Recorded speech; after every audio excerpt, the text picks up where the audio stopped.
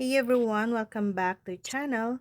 Today I'm gonna show you how to hide following list on Instagram. You also have the option of completely hiding Instagram users by unfollowing them or blocking them. This is more permanent solution but can sometimes be necessary.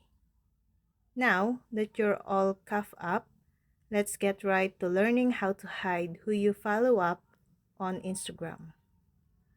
Currently, there is no way through the app to do this. However, there are a few workarounds to learn how to hide who you follow on Instagram.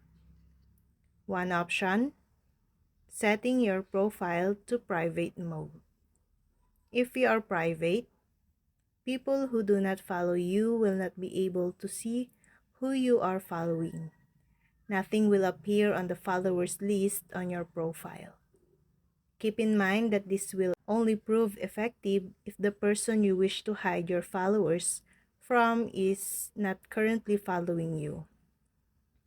To make your Instagram profile private, simply follow this video. Open your Instagram app and tap on your profile tab at the bottom right-hand corner of your screen.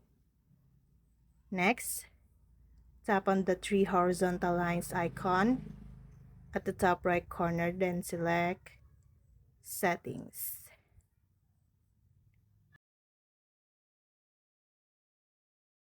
From here, tab on Privacy.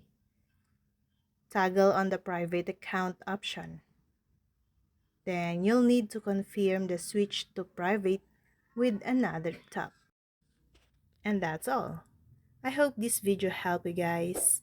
For more videos, subscribe to our YouTube channel. Thank you for watching. See you again.